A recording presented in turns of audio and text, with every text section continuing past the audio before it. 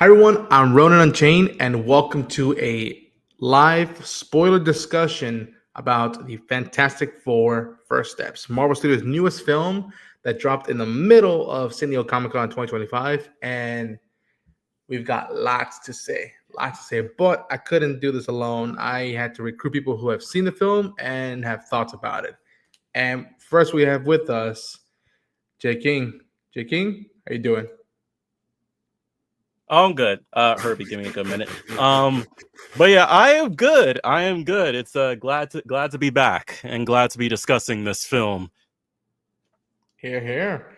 And also someone that I was just like, oh boy, I wonder what he's gonna think. And then I saw what he think, and I was like, okay, we're talking. And we got with us Jor-El's Alexandria.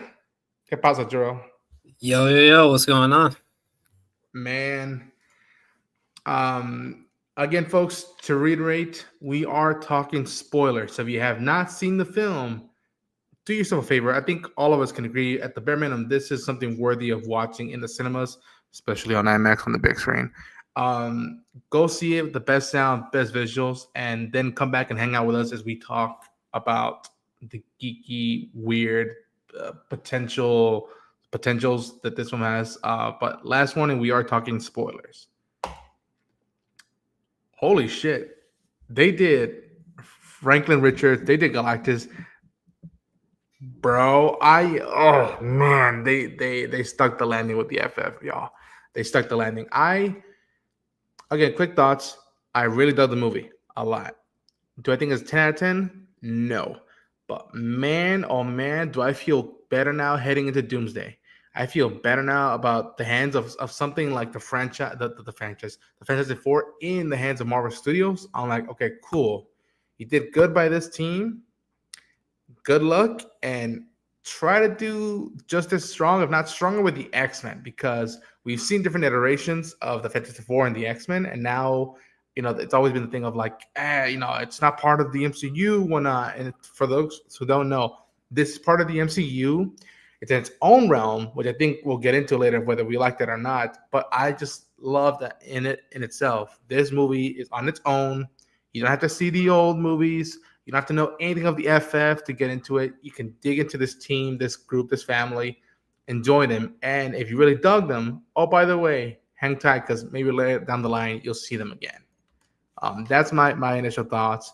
As I say that, we also have a new fantastic member kicking in Jenna Mike. I'm going to give him a thought because I want to put him in as he's eating. But before we do that, J. King, initial thoughts. How do you feel about the movie? Okay, well, yeah, for me, I am in the same boat of like, I was just so worried because I was like, look, the Fantastic Four personally mean a lot to me as Marvel's first family. Like, memories from both comics and from those older movies, even with the flaws that they had, I was just like, I want Marvel Studios to get it right now that they have this team in their hands within its own world that you don't need to have seen any other MCU movie for. Like, I just wanted them to do it justice. I just wanted them to do it correctly and the best that they could in emulating why Marvel's first family are so special. And to me personally, I feel like they did that in both the tone of this story, in both the universe that it's in the dynamic between all four of our main actors and how they respond to everything going on within this world, plus Galactus, plus Franklin Richards. Like, again, it's not a 10 out of 10 film. I gave this film like a 8 out of 10 when I saw it, because there's one gripe I have, but outside of that, I personally really, really cannot wait to rewatch this movie. And just like you said, I also am trusting now that we are heading into a good spot for Doomsday. So yeah, for me, not perfect, but exactly what we needed to bring the Fantastic Four into what they should be. Right on. Beautiful. Jor-El? Okay, so I guess I should preface this a little bit because I am a fan of the MCU. Of the MCU, I'm a bigger fan of DC Comics and Marvel Comics, but so I'm a little bit more grouchier than most MCU fans. So with Phase 1, there's only like 2 films that I enjoyed. Phase 2 and 3, I became a fan. And then phase 4 through 5, I almost just became a hater and almost just jumped ship. So this was a pretty critical moment for me. And I kind of feel like it's not like a home run, but it's a Fantastic Four is a 9 out of 10 for me. I really enjoyed the film. I watched it a second time to make sure I wasn't, hallucinating or had an accidental nosebleed or something. But no, I love the film. It does not do anything about my confidence for Avengers or X-Men at all. But MCU is a very case-by-case basis. Those Avengers films. But we can get to that later. But when it comes to this film, though, they borderline just sort of nailed it for me. Yeah. Beautiful. All right. Now we'll let him in. My friend who I know, we talked. I mean, again, it was just a lot of like. All of us kept saying, please make both Superman and FF work, because in the meta-ness, these are the foundational characters that built the pillars of both DC and Marvel. Without them, we don't get what we get now. And we'll let him in right now. Jedi Mikey, how you doing, man? I'm good. So I just got out of a screening.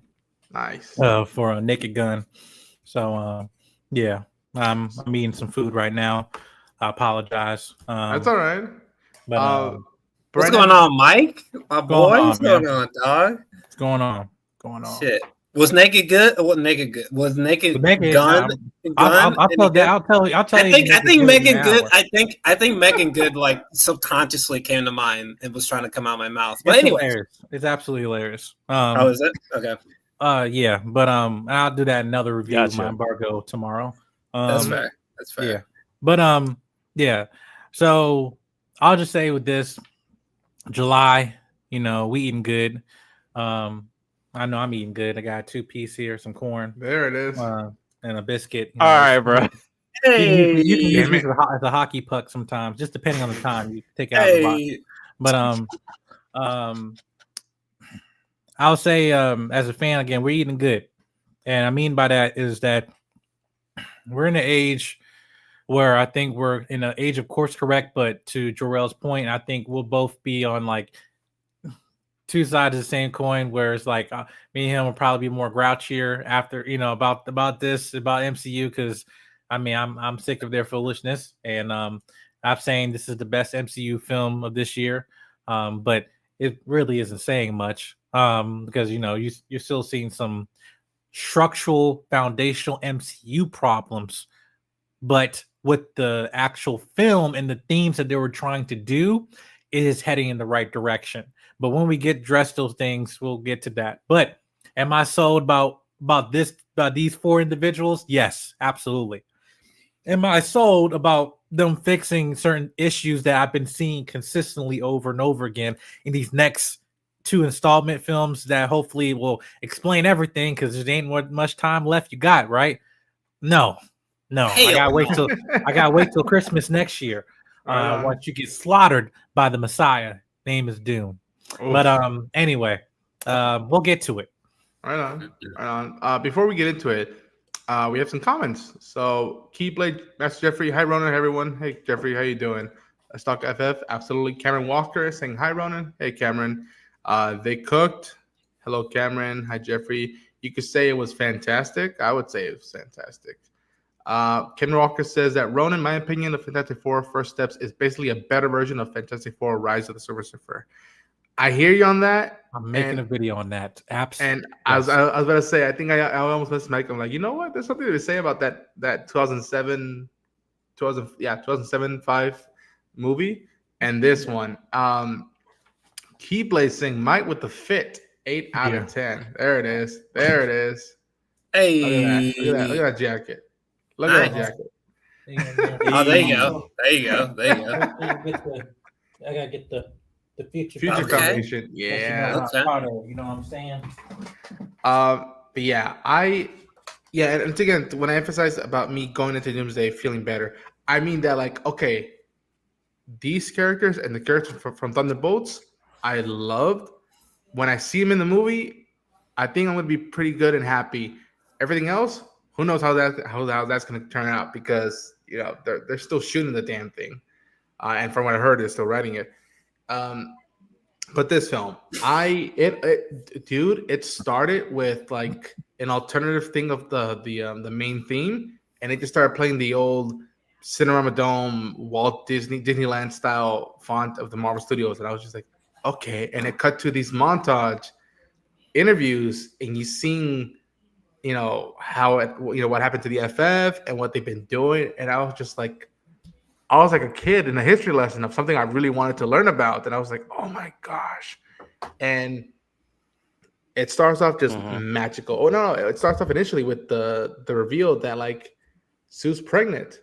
And the fact that they've been trying to have a kid for 2 years and it didn't work, and then a miracle happened, and the implications of that, you instantly see Pedro. Man, Pedro within that first scene tells you everything you need to know about Rita, how he's very like centered about what he's trying to find, and then he's joyful about, oh my gosh, we're gonna have a kid, I'm gonna be a dad, and then you see it. Okay, we gotta do tests, we gotta make sure the kid's fine, we gotta make sure you're gonna be fine, and right back you see Vanessa Kirby's Sue Storm be like, no, listen, we're gonna be fine, the kid's gonna be great, let's just try our best to be great parents, not worry about anything else. And then kick it to the montage of the Reed jumping on the pillars of the rocket, kicking the monkey, and I was just like, oh, that's an intelligent monkey. We start hearing the stuff of like I think that's not Toyman, but like the thinker or the guy that's tied to the Alicia Master's dad, puppet master. Yes, who's like Alicia's dad, and it's the Mole Man. I mean, they do the Jack Kirby cover right there, and I was just like, man, I hope the Kirby family got some money for that, because that is, you don't get there to that moment without Jack the King Kirby's work, and you feel it. You feel Jack Kirby's imprint with this, and he's been no longer with us for decades now, and he's still keeping stuff fresh. Go on with the spoilers, fellas. What was the first thing that made the impact for you? Was it the cast? Was it just the style? Was it the music that we'll get into later that I want to talk about so much? But what's the first thing that made us go like, oh, we love this film? That made you go, oh, okay, I think we're gonna be good. Okay, I think if they keep this up, we're gonna be great. Okay, so I have something very quick actually, because like I said before, like I'm a kind of a more grouchier MCU fan, so I'm a little bit more harder to please, but I'm like that with films in general. I'm looking for the best. I'm looking for the best. Okay, not good, the best. Okay, so I will say when the film first comes on, there's this first shot of the Baxter building, and I think it's like evening or it's nighttime. I think it's nighttime. And this first shot before we go into interior shots with Reed, he's like looking for something in the bathroom and liquid iodine. And correct. And Sue is finding out that she's pregnant. Okay, that shot of the Baxter building is incredible to me. It's as unbelievable as this may sound, it's my favorite shot of the film so far. I've only had a chance to see the film twice, unfortunately. Usually when I love a film, I see it a sickening amount of times. So I've only seen it twice, but this shot of the Baxter building is my favorite. It's like downtown, and it feels like tactile. It feels like tangible. I didn't even recognize it as something that has CGI, to be honest with you. Both times I saw it, I'm just like, this just looks like a real place. I wish I could like a model. I wish exactly. I wish I could freeze frame it so I could like see the seams, because I can't. It's a really quick shot, but it's gorgeous. Like every time I've ever imagined the Baxter Building, or I guess Earth 828, I've always envisioned it in this sort of photorealistic way, and to see it like just so beautifully rendered and brought to life, and then seeing Sue and Reed, like, you know, Pedro and Vanessa are playing these parts kind of just like ripped right out of like a, you know, some 60s or, you know, some Jack Kirby comic, was just extremely overwhelming for me. So even just in the first few moments, it was extremely overwhelming because they like took their time, you know. A lot of these MCU films, they almost feel like Mr. Beast-esque or like TikTok-esque or something. And I'm just like, what are we doing? But I really loved these opening minutes, fleeting, but just even then, I was like, I think we're in for something something special for once. Yeah. Before we go further, I want to just say hi to the chat again. Hey, Taladia, how you doing, man? Everybody's shouting out, and that shot was cool. Chainsaw, I it may have been, but I don't know, man. It's making money, and the vibe is soothing. We'll see the second week. We'll see how that goes. We'll see. But like the vibe is soothing right now, and the fact that everybody's saying, regardless how you feel about the film, do we buy this team, these individuals? And for the most part, what I've been hearing is that yes. And I'm like, okay, good. That is, if you don't connect with Vanessa Sue, if you're not in it with Joseph's Johnny, or Ebon's Ben, or Pedro's Reed, like, and then like, you know, God help you. But hi Chainsaw, haha Chainsaw, yeah. Mike, what about you? What was the first inkling that you're like, ooh? No, I watched this with my wife. Again, during CinemaCon, it wasn't revealed until that Sue was pregnant, until that footage came out at CinemaCon, right? So it's like, oh yeah, like, yes, are you pregnant? And then I was like shocked. I'm like, wait, are we actually doing this? You know, it's like, okay. And then her finding out that she's pregnant and everything like that, you know, and stuff. And it was multiple scenes like that. You know, me and my wife were kind of looking at each other, just kind of like, you know, like we're feeling that and everything. But really, going to also that just a shot of the world, the Baxter Building, like finally you have the best Baxter Building we've got cinematically, but as a staple. And if anything, what Stark Tower was put into places in the Marvel universe, we don't think of, oh yeah, let's go back to Stark Tower. No, we think of the Baxter Building, and in comics, you know, we think about Avengers Mansion, not Avengers Tower. We don't know the Hero Tower, but we think of the X Mansion, like those landscapes in Marvel comics. So it's like you seen that in the top, like, no, there's no other building. That is it, right? So, but that was nice. But really, the one we get into was that shot of them recreating Fantastic Four issue number 1 from 1961. You know, fighting. You know, I forgot the creature's name. But like, yeah, it was like now some of the CGI, because I saw a commercial that teased that. I was like, well, that CGI didn't look good. The little this pixel, yeah. This one was a little bit better. Yeah, it still looked like, you know, what it's supposed to, but if you actually look what it's based off of, like it looked like a blob. That's what it's supposed to look like. But the fact that it recreated that was like, okay, now we're getting to the midst of it and stuff. And then I didn't notice this till later. It's like when we're seeing the montages that we're seeing the team in different suits. So there's a shot when the Thing took Mole Man, he was in a different Fantastic Four suit. It was more basic and more darker blue. And I was like, I didn't caught on to like, wait a minute. And I looked at like, yeah, he wore a different suit, which the picture of them in the different suit was actually revealed like last week. I think Pedro posted it.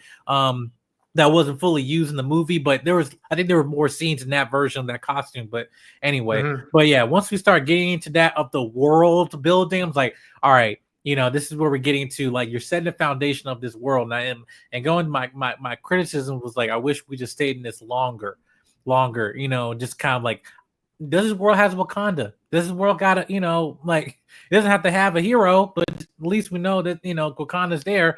Like those things I wanted to see more of because it was just so beautiful. And I feel like it's just like the pacing kind of does a disservice because you've done it so well. Where I've seen so many other films where you just in a freaking blue screen, diarrhea type mess for like 2.5 hours. And I'm just like, and yet the big crisp quality you have, I can't even spend time with.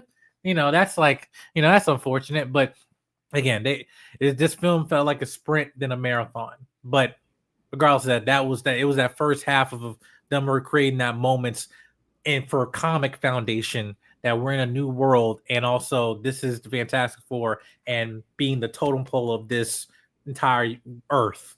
But yeah, dude, even just like, again, because it's not an origin story for those who haven't seen the movie and choose to do this. This movie is not an origin story. It's telling you a tiny bit of the origin, what you need to know in the 4 years from when it happened to where the movie goes story wise. But even seeing of them, and again, we saw a lot of this footage in the San Diego Comic-Con of last year's footage, the test footage, and the D23 stuff of them like preparing for their first launch in the Excelsior launch pad, Excelsior ship, and you start hearing the audio or being hit by gamma, by radiation rays and whatnot. You start hearing them like yell and screaming. You're like, oh, it's going down. We don't have to see it. And then you see the shuttle crash in the ocean. You see Ben hit the door out, and you're like, oh my God, that's the first time. And again, it was just that sweetness. And like, again, yeah, even Mike pointed out that like, if you look closely, that first run-in and it's Giganto is the monster, the kaiju that they fight off first. Giganto, one of Moleman's creations. They're wearing the blue and black collar like suit that's right out of those early Kirby issues. And again, all this while Giacchino's scoring the hell out of this movie. J. King, what was it for you, man? What hit that you're going, oh, I think they're doing it? See, that's very hard to pin down because it's like there's just so many moments from those first few opening scenes in the film. I think it's a combination of what Jor-El said with the first establishing shot of the Baxter building, plus us getting to just normal evening interact with Reed and Sue, plus also I would say seeing the interaction between Johnny and Ben. But I think another scene has to be when we visited Yancey Street for a small second with Ben Grimm, his home neighborhood based on Jack Kirby's Delancey Street that he grew up on in New York. You got to see that it had its own vibe within this, alternate universe 1960s world where it's like everything else is more technologically advanced, but they've stayed pretty much for the most part how it looks mostly like what you would expect New York to look like back in the 1960s without this retro futurism going on there. It has its own vibe. It has its own people, the Yancey Street gang that Ben got to deal with. It's moments like that just builds upon my trust in being like, yes, Universe 828 in this world with the Fantastic Four, like this has gained my trust in being like, yeah, I like this world. And just like Mike said, and we discussed it in our video, it's like, I wish we had more time just to sit with some of these shots and sit with some of these characters. Cause like, there's so much that I would love to know about this. I mean, hell, Mike and I both freaked out about it when they showed Latveria's empty seat. Moments like that, I'm just like, I want to just sit with moments like that. And just quickly talking about it, it's like, yes, I also love the fact that they did not have to go through the origin. Like they already know that we know the origin of the Fantastic Four. They're like, look, we're only going to give you quick snippets of it, but we're not going to show you. Hell, if you do want to see it, they did like 2 weeks ago, I think it was, have a prequel comic that shows that first battle against Mole Man. So if you want to actually see it in full and how it went, it's out there in printed media. But outside of that, you don't need to know that. It's like, look, you know who the Fantastic Four are. We're just going to give you quick snippets about how this universe is a little bit different from the previous, iterations that have been out there already within film, released and not released. And I say not released for a reason, given those cameos in the movie. But, just they're trusting you, just like how Superman trusts you to not go through the origin. They're trusting us here and not going through it. It's like, look, you already know the basis. So it's like, we're going to start here and just go running with it. Yeah. Again, and you alluded to it, J. King, but like seeing the original cast of the Roger Corman FF and one of the the little thank you Fantastic Four, I was just like, That was sweet, man. That Yeah, was just like Joseph Quinn. He salute to the other the original Johnny Storm when he was rubbing the fire, and he was right. Yeah, so they were the firemen and everything. But yeah, that was sweet, man. Like, dude, even I mean, it's later on, but like seeing Timely Comics, you see two combo creators there, and I was like, there's Jack and Stan. Yes. Like, in the world, that's Jack and Stan right there. And I'm like, that was so sweet. I was just like, again, a lot of studios would have not done that, and it's just like, oh no, the credits is enough for them. It's like, no. They need to be as felt in it, and I really like. It's mind-bending to me. And again, kudos on stuff like Loki and WandaVision, because Matt Shakman directed WandaVision, and Loki because the aesthetic was just so damn good that it even some people have been theorizing, oh, what if Reed was the one who inspired the TVA to make up their design of their organization, because if you see the technology, it's almost identical in some points. Again, that's the beauty of different parallel universes, that some stuff echoes in different ways, whether intentional or non-intentional. And I know for a lot of people, they were worried that like, okay, is Pedro going to be, is he going to be, Reed Richards? Is he going to be, is he going to be Pedro all the way? I know people have been saying for the longest time, he's in everything, why is he in everything and whatnot? And I've always thrown it back. I'm like, no. People always say that the era of superstars are gone and whatnot. Like, no, here's one who is one of the biggest star in the world, who everybody loves. It's always cool. He's open about how he deals with stuff being in the public view. He has his thoughts on social issues, and I think he brought it back. And in a way that at points I kept saying in the movie, I'm like, Reed, just chill, dude. Just chill, dude. Again, talking to internally talking to someone who looks like someone that I admire, but being a complete different character, and arguing with his wife, arguing with himself of like, how the hell do I solve these issues? And I just thought he was just phenomenal film. Does anybody have a favorite performance or moment with one of these characters that really like hit it home? It was like, yeah, Marvel and this crew and this cast did it for this moment or this character. Can I talk about for as a person who's only married in this panel, is that their dynamic as husband and wife was very authentic and not cliche. And one thing I get so sick and tired, even as a critic, watching these relationships, especially marriages, it's just the fact that just play off is okay, this guy is playing one type of husband, this wife is playing one type of wife, whatever. Same trope, right? No, they're going through some trials and tribulations. They're going through, discovery, find out that they're pregnant. Also, the dad overreacting, but the fact that it is the smartest man in the universe, that's just over 1,000. But then you also have Vanessa Kirby, that's Sue Storm, as a character that's not only just the big sister, the wife, and the heart of the group, but now she's a mother. And we have seen mothers in the MCU, but I felt this was done in an authentic way that felt, even though in a 2-hour span, felt more earned than, and so like when reactions and stuff happen, from this character, is like, no, that makes sense because she's a mother, but it makes sense why she's responding this way. And I saw some criticism, people like, oh, this is the most aggressive Sue Storm she got we got. I'm like, bitch, she's pregnant. I'm like, so it's like I don't understand what folks are talking about this. Like, Johnny, kill her. Yes, I'm in labor. Kill this bitch. Like that.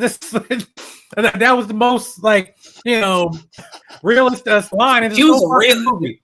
She was a real ass nigga when she said that to kill him. Right. And Johnny was a real ass nigga. Okay. He was like, all right, she's coming after your nephew. Kill her, Johnny. It's like, all right, yes. All right. It's like him being like, damn, the one time I found someone special and I gotta kill him now. It's just like, oh, that was so Johnny. So no, but I thought those two, that dynamic was very powerful. And with Pedro, he was my biggest concern. I I need to see him with other characters for me to get, to see how he's going to respond. Because now we got a Reed in Fantastic Four.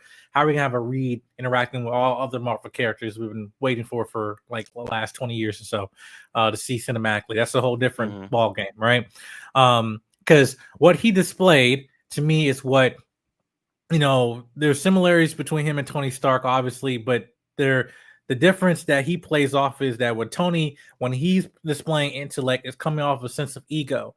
With Reed, when he's displaying levels of intellect, it's coming out of a place of burden.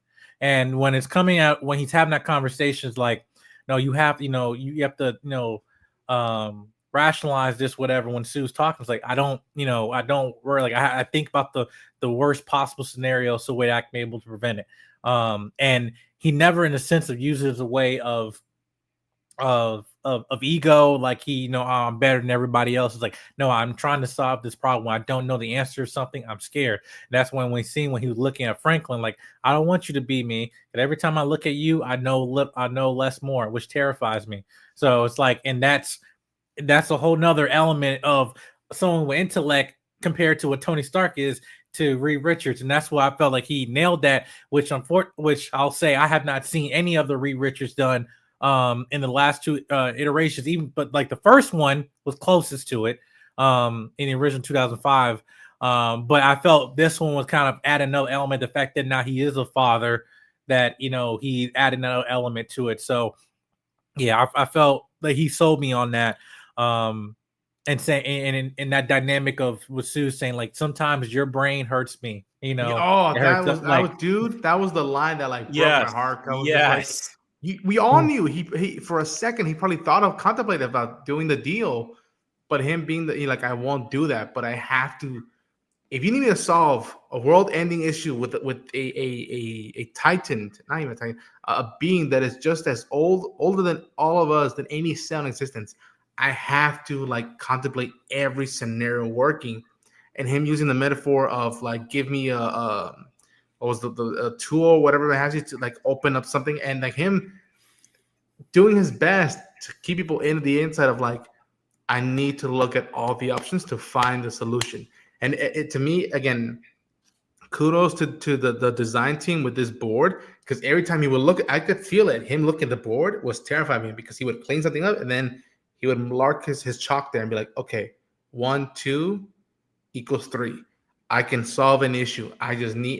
Just time is on my literal back of like tick tock. Not only that, but when people find out of what was the deal that Galactus presented to you, they're gonna turn on you like that quick, and they're gonna want the kid.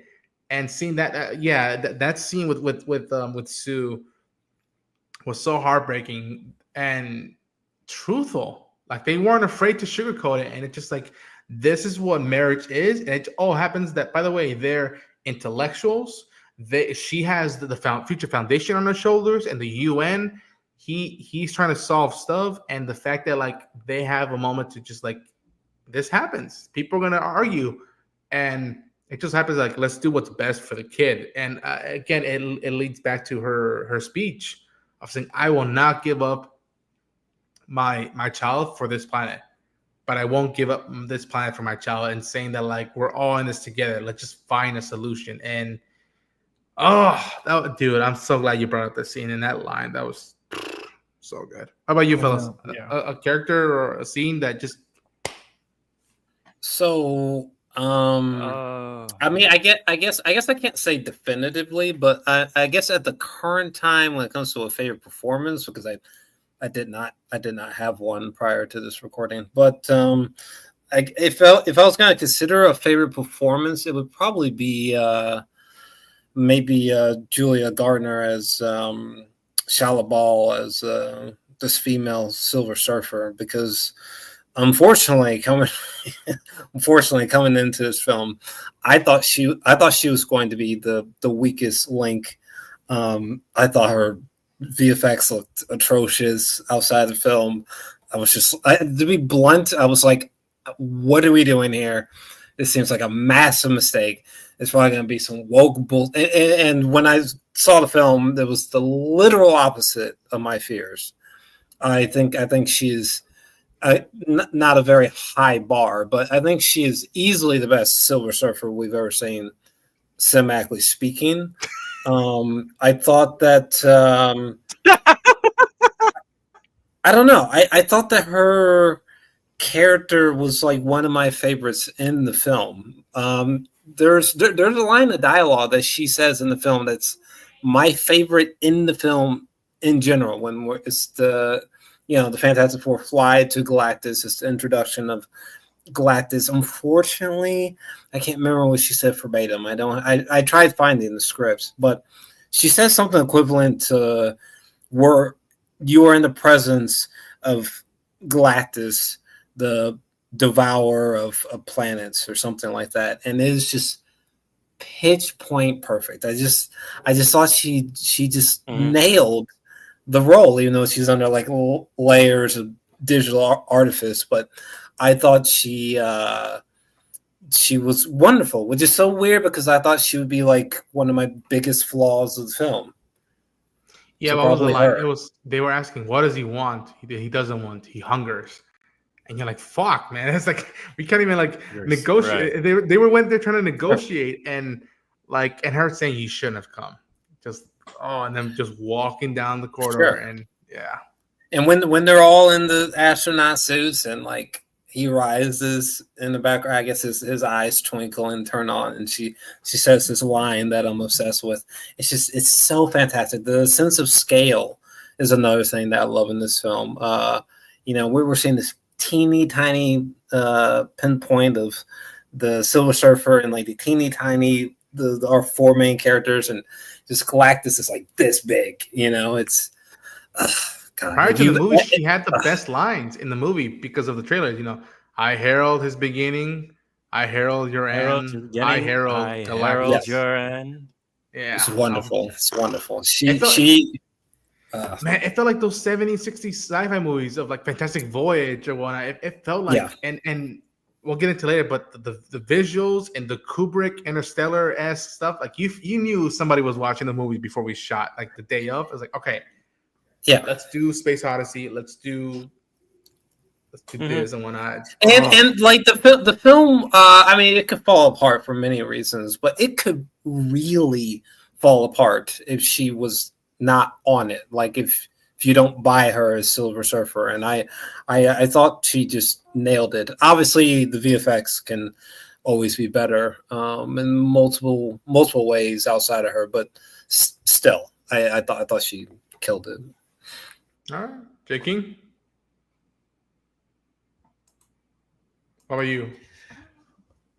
Well, for me, that's the thing. It's like for me, there were a lot of good performances in here, but I'll give one that really, really stood out to me post the film, and that was Joseph Quinn as Johnny. Because for a lot of people, when they think about Johnny, they think like, oh, he's a womanizer, he's a jokester, he's the prankster, he's the kid of the group, he's the one that is always, being this and that. And they think that because of the past iterations or the little information they know. But as somebody that's been reading Fantastic Four comics for a very long time, I can tell you that there is a lot more to Johnny Storm than there is the jokey nature that everybody usually associates him with. So seeing Joseph Quinn emulate that, especially when it came to the fact that like everyone was putting him off, yet he was the one that found out about the recordings from all the planets that Galactus devoured and was able to decipher to his best ability Shala Bal's language to figure out her backstory,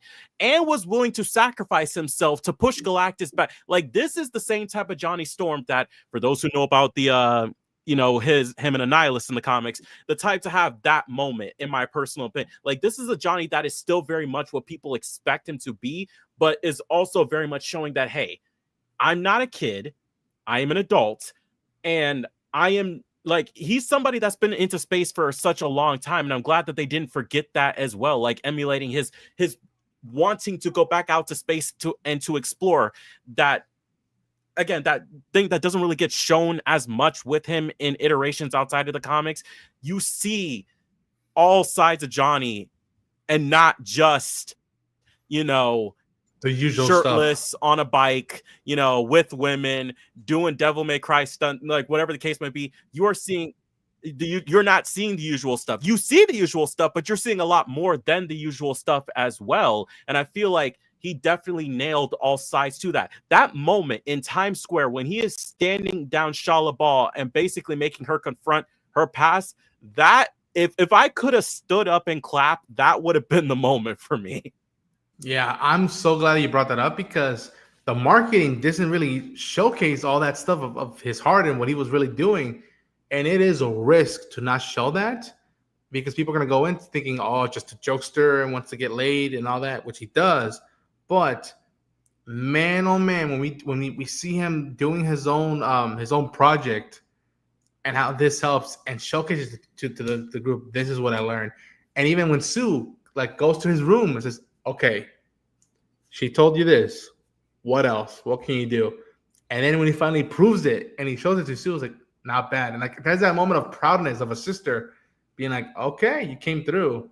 And yeah, I was just so like again, we talked. I mean, Mikey, we talked about it because I know how much you love Johnny Storm, but seeing these shots, seeing his behavior, it just echoed Alex Ross. It echoed the stuff we knew about the comics. And yeah, again, for folks who don't know, in the comics, at one point, he's in charge of the Future Foundation as almost like, all right, let's see if you are mature for this. Let's see what else you can improve and learn and grow. Yeah, and with so I didn't want to go on Johnny because like Johnny was one of my favorite characters coming out of this because for me, like this, along with Sue Storm, like a lot of people had misconception about what this character was going to be based off the comments made by the actor.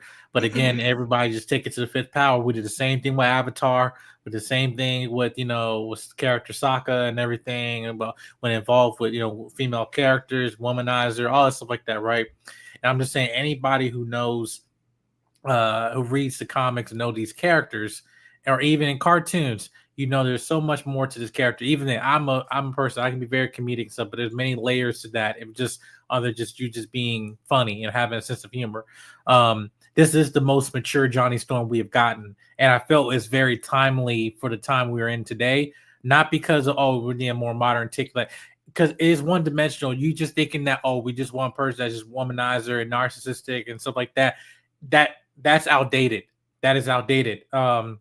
And then when you do tropes like that, you end up putting that character in the corner where they have no really room to grow. Now, you can say that same thing with characters like with Tony Stark and other characters, stuff like that, but you understand where like this person is not a singular character standing on his own. He's standing in an ensemble, and which means that his arc with this character moving forward is also with the interaction he has with other characters within the Fantastic Four, not just by himself. So there's a different thing with that. So all these entire team, they're scientists, they're astronauts, and with there you have a moment where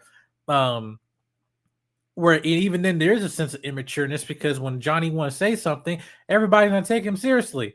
And so it's like that is in there. That he's like, oh yeah, Johnny, we got you. Like, no, hey, what about the suit? Say, well, I got his. I talked to her. What'd she say? I don't know, but so all that stuff, right? And then when he has a moment to step up and prove himself, then it's like, yeah, he's doing that. And then to sacrifice himself. If you look at the Future Foundation, this is like literally the representation of Future Foundation. Johnny Storm is ready. Peace out. I'm out. Final curtain call. Take me. And it didn't seem off cliche or she's like it was earned. It was like, no, please take me. And he did it twice. It's like so. It just I felt that sense of that was there. Even then, just interaction with Ben and Reed and Sue and all that stuff, it just felt organic. But again, I felt we should let more scenes manifest on its own. And I would just really wanted it to manifest longer because it was like there's gold here. But again, we're gonna see all that in within a year. So I was like, so I'm not worried about that in terms of what's the possibility of this character. Like, no, Johnny was Johnny. But to me, I thought he was the best Johnny we've gotten, even though Chris Evans also has a special place in my heart. But yeah. Yeah, and you know what? I would say this, that like you need someone who plays the orchestra, as Steve Jobs would say. You need someone to balance out the visuals, the echoes of Kirby's aesthetic. Um, you need someone to manage the spirit and the soul that Giacchino's score brings in, and you need someone who can pull these performances out of these actors. And I'm telling y'all that I feel like Matt Shakman did a phenomenal job with this. I feel like, regardless of how people feel about the show, which I still think it's one of the best shows they put out in WandaVision, um, what he did with this cast, and again, I think we all agree that like the critical thing for us is that just spend more time with them. Don't shy away with the runtime of this. Like no. We want more of those scenes of them just interacting. The powers are cool. We'll enjoy the IMAX stuff or whatever, but I'm like, just let us hang out with his family for a long time. And it just goes with how what Matt Shakman did. So I wanted to give a shout out to Matt Shakman for that, because he's directed WandaVision. I think he directed an episode or so of Monarch, the Godzilla show on Apple TV. I know he tried doing a Star Trek movie or show a while back and didn't work out, so he ended up doing FF, which looking at this now, he would fit perfectly for Star Trek in my opinion. It's funny you say Star Trek, and that goes into my negative of this film. Okay, go for it. So, this film has a Star Trek problem. So, what I mean by that? Now, if you're a fan of Star Trek and Star Wars and stuff, and the original Next Generation, the original, even the J.J. Abrams ones, you'll know what I'm talking about. Star Trek has audience, fan base, focusing on the science fiction, exploration, the wonder, discovery of it all, right? And over the years, some people might find that boring. And then when we got to J.J. Abrams' versions of Star Trek, literally the producer said, and I quote, "We have the heart and foundation of Star Trek, but with Star Wars rock and roll." What do he mean by that? He means that Star Wars has the action, has the adventure, the adrenaline, fast pacing, more entertainment. But Star Trek as a foundation core is science fiction and exploration, discovering, stuff like that, right? The going boldly where no man has gone before. This film lacks action. It lacks a lot hero moments for these characters that for some people, when they come out of this theater, feel boring. And to say, well, I felt bored, which is why they might give this film a medium, or maybe like a 7 or 6 out of 10, when it's like, if you add those elements in there, you forget we're in a Marvel movie. This is a comic book film. This is a superhero film in 2025, right? And even though this film was the best one out of this year, your predecessors had, the other 2 films came out this year, had way more action in this. But these characters are more iconic than they are. And so it's for that to have that, it's like you kind of left a little bit, to be desired.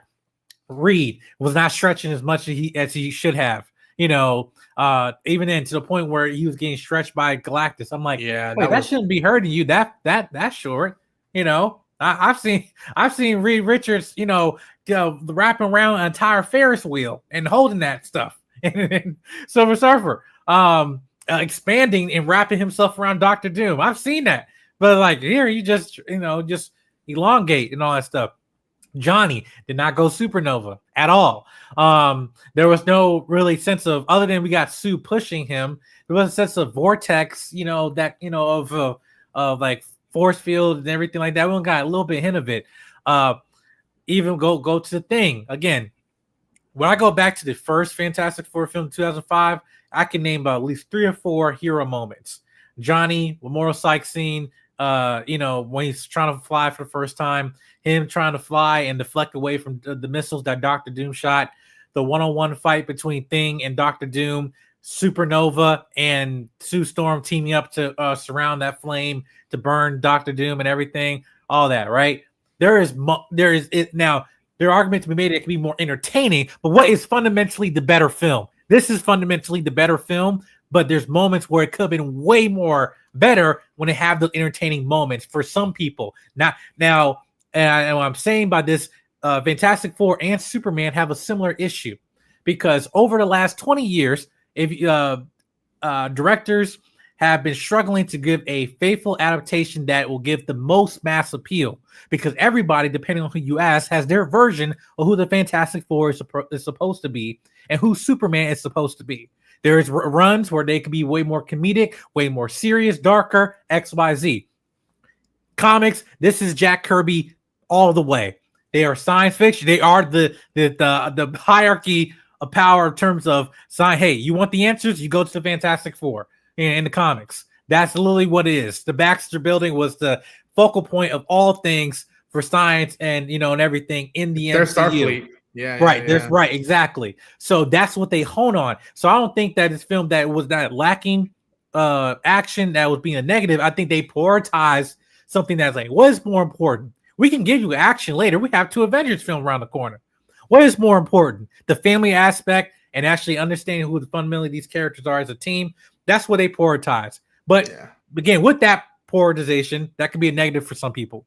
So, and that's what I just playing advocate for people's criticism there, because I'm like, yeah, some people say this was boring. I can see why. It was for me. I was eating this up, but I understand why.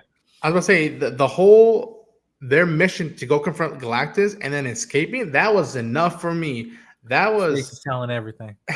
that was enough for me, because them trying to get the Silver Surfer stuck in the black hole, and them being like, holy shit, like he just sees that Franklin is a mutant and being like, I'll spare the planet for the kid and whatnot. To me, that was enough. And again, we also know that like this is also the same month that Jurassic World Rebirth came out, and that made a ton of money. But I mean, from those who have seen it, yeah, they didn't hold a candle to the original films, or was a good film as a whole.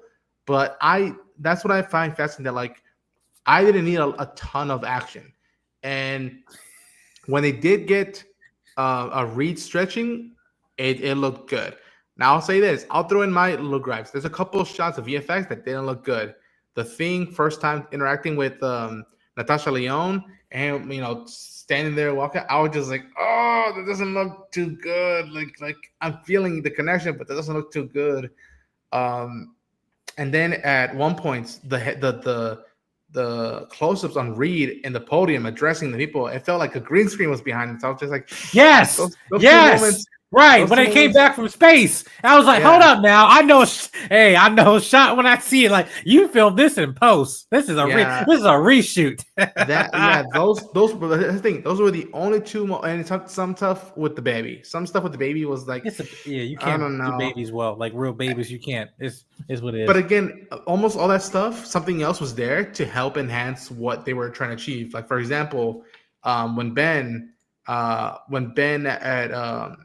is realizing that they only have potentially one day left, what does he do? He goes out and he goes to see the synagogue. He goes to the Jewish temple to go see Natasha's character. And I love that she says, you just come here seeking for some guidance, for some spiritual. She's like, no, I just came to see you. And it's like, again, there was a VFX shot that threw me off, but then they found a way to like hone in with that, and which his beard, which I didn't mind. I would prefer he had didn't have a beard. It was wasted though, bro. Like the fact that there was shots there that you see Ben Grimm emote internally, because like again, I said the Thing is one of the saddest characters in the Marvel universe. Now, there's a lot of characters that can say, well, I have way more worse story than you, right? Frank Castle. But anyway, like this, I'm just saying, the Thing, he inwardly is emoting like, hey, I'm alone. I'm feeling some things that I'm not outwardly expressing, but we see that in his face. And I had to shout the term of visual effects in there, especially those night scenes, him looking at the TV and everything. But I was like, man, there's more you could explore here, because I'm sorry, the Michael Chiklis, even though you want to talk about being a practical effect, like when his wife seeing him for the first time being in terror and then taking the ring off,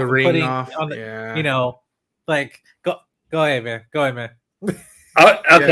Okay. So first off, so the first film is from the first two films, I think, it's from Tim Story, right? The director. I believe so. I think the first one's from 2005. That's right. Okay.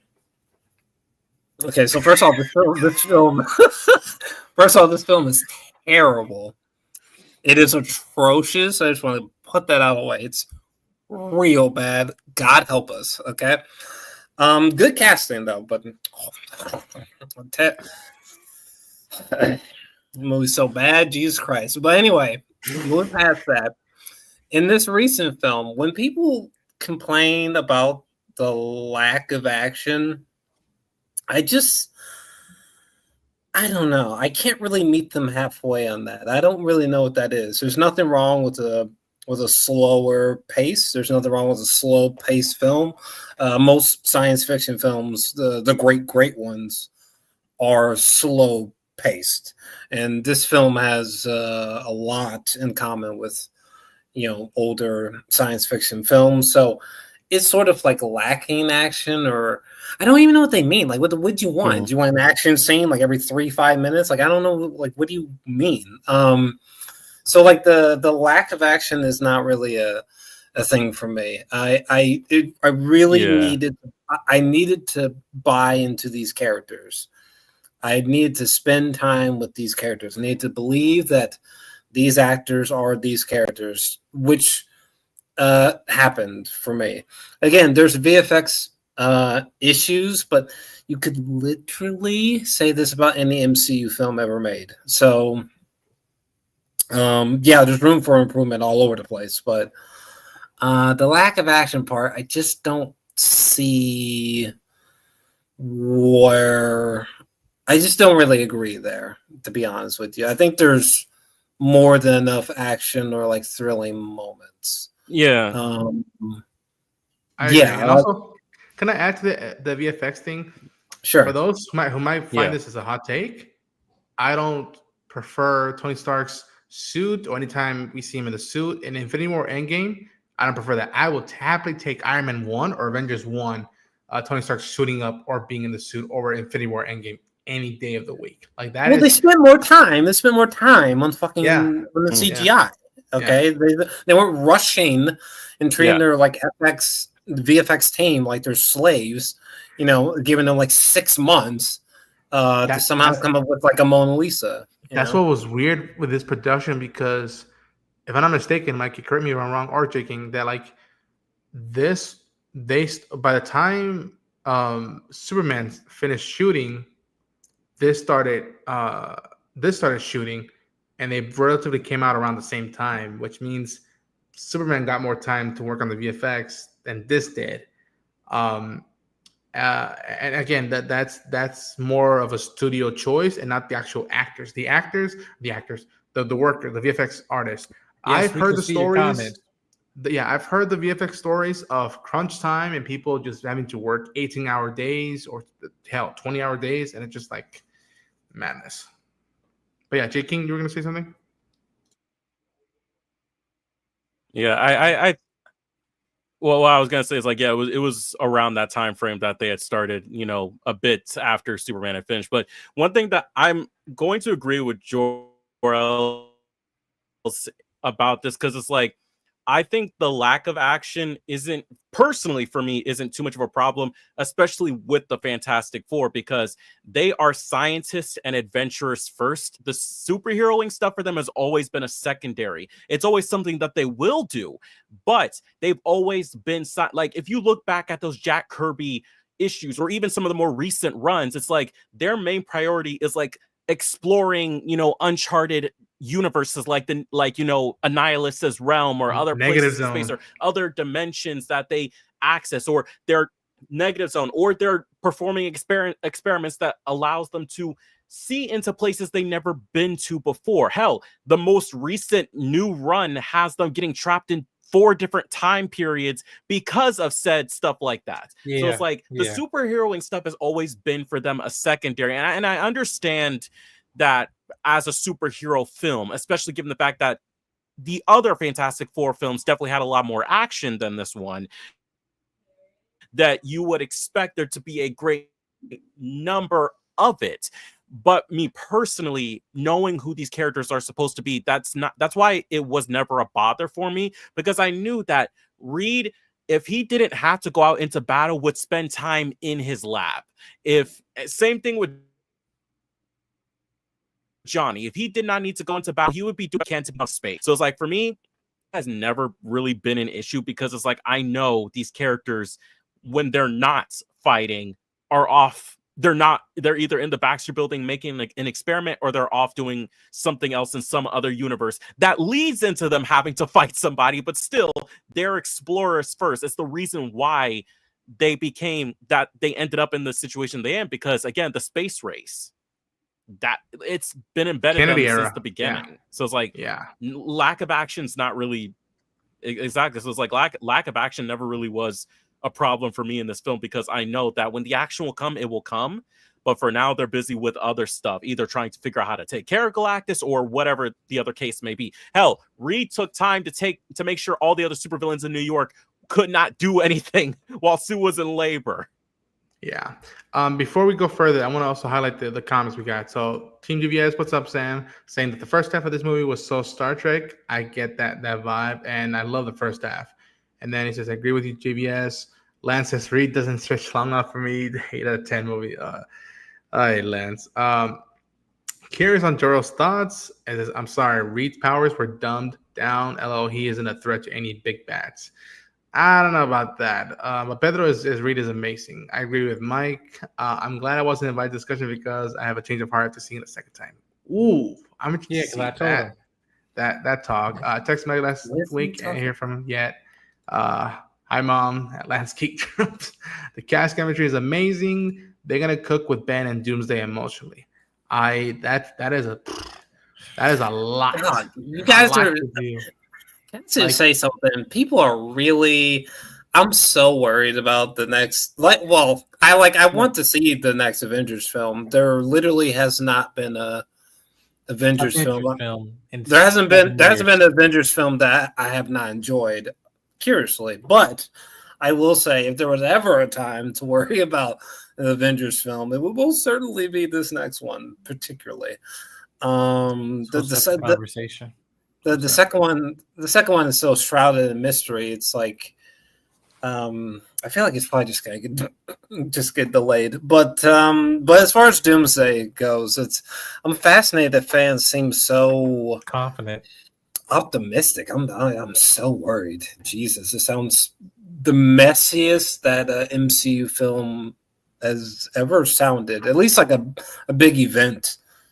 The setup, like, is the anticipation for it, the worst it's ever been for any, like, to go into an Avengers film, because now you have a non-Marvel Studios film, Spider-Man, and then you got Avengers. Right, and can I just say, listen, I love Fantastic Four, but it's like, when you guys are like, oh, like, it kind of alleviates some problems I have for Avengers. It's like, Jesus Christ! Not only is the answer like just a complete no on my end on that, but it's like, no for me too. We're talking about 4 niggas, okay? Talk about 4 niggas, okay? And what, Galactus and Silver Surfer, okay? Now, thank God they got it right. But, like, we're not talking about, like, a lot of niggas here, okay? When we get into Doomsday and Secret Wars, we're talking about potentially, like, 60 plus niggas. 16 characters on top of also at least 8 legacy characters from another studio that they just bought. And you're bringing back all these 60, 40, 50-year-olds back in and putting these in these motherfucking costumes and shit. Oh, God. I got paint Rebecca Remain naked again. Now she's over 40. Like, this. I'm gonna bypass the thought I just had. But, she still looks good. Anyway, I was thinking very different. Yeah, Nightcrawler, he's 60, but hey, it doesn't matter. Is he really 60? He's 60 years old. A 60-year-old Nightcrawler in this book. Wow. Okay. We can almost have a totally different. Yes. A totally we got Magnetos and Professor X who are 80. We got True. It's just everybody. Listen. So now to the point, I felt, going to spoiler, I felt that the Thunderbolts end credit scene actually subverted people's expectations, and I honestly feel that was a mistake for them to put that end credit scene that the Fantastic Four ship was in the main MCU time. I don't know, you forgot about that. And the end of Thunderbolts, when the new Avengers looked at like, oh, there's an interdimensional thing in space, and it was a Fantastic Four ship. So in your head, you're thinking, oh wait, so Fantastic Four is going to end with them being in the MCU, whatever, or like their world gonna get destroyed, and you're like, oh no. Even when they had the space travel scene when they're trying to escape from Silver Surfer, I'm like, you're going to a motherfucking black hole. I'm like, oh, you're gonna go to the MCU, and then 616, and then come back, or whatever, right? Like that's what I think. I was like, oh wait, midway through the movie, that's interesting. But like no.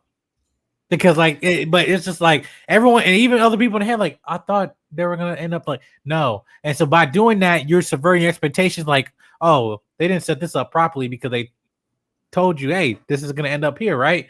But then after you see it a second time and like, okay, just accept the move for what it is, like all right, you kind of get over it. But yeah, it has MCU structural problems too. I was okay with it just because I was just like, please don't lead into it. Don't lead into it. Just close the book on the story. And then we'll get to Doomsday, just because that would have really like hurt the movie for me. Of just like I have to follow up this. Like no, that's it. If you don't watch anymore, it's a great beginning, middle, end for this one. But we're gonna get them eventually. I mean, we saw the damn chairs line up a few months ago. Oh, Lord. But yeah, like but yeah. Let's go further. I think that. You didn't have much. Well, you did have so much to make sure you got this character right. But from the previous iteration, I'll just please make his presence felt.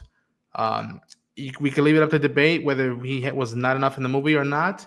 But man, oh man, when this dude was on screen, you had my attention. And Ralph Innocent's voice, like it was just like, whew. And people might say it's stupid. I don't give a fuck. That is Jack Kirby as it gets designed, and it is metal as fuck. Yes, and seeing him like hold him there, and like you see, it was almost like terrifying. Him just with the laser beams when he would open his eyes, and when he tells them, "I want the baby," and Sue like trying her best to keep him away and be like, "We have to get out of here," and Reed almost yelling. You'll never have our planet, and you'll never have my son. And just Ralph Innocent, phenomenal job. I doubt this is the last we've seen of him. If it is, that'll really break my heart. But I hope we see more of him. And I like that. Even though Sue was the one that was willing to sacrifice herself to push him into the pocket to send him far away. I love that again, people might find it silly. I don't give a fuck. The fact that like Ben was hitting all those pillars to knock down the building, that Johnny was throwing fire at his face, the fact that Reed was pulling all the plugs that let out the fire out of him, like it took the team to push him all the way with Sue leading the charge. And you see Reed being out of his element, knowing that that's the equation, that's how we solve the equation, but like Sue being like, get Franklin, get the kid out. And I really was, I'll tell you, it was sad thing. Oh my gosh, she just died, or all this stuff. But like the feeling of like, wait, what does this mean? And seeing the implications, the X-Men thing wasn't playing in my head, but I was just like, oh shit, that is some mutant powers. And God help whoever else tells the story of the FF post Doomsday and Secret Wars, because there's a lot you can do with this team and the stories themselves. But yeah, what did you guys feel about Galactus? Do you guys miss the Cloud or no? The Cloud. No, fuck that. I thought Galactus was good. I think going to visual effects, like there was a practical element to it that I thought they did really good. The voice and everything, I thought was perfect. Again, I think it's more of me wanting to see more of Galactus and knowing more of his origin and where he came from. He said there was a man from another world that came and put me in this position. Like, who would be yonder? Whatever. It's like, Jonathan Majors? Who named what? I don't know. Like, Mikey. like I mean, we have Richards here, right? I don't know how that bloodline, Yeah.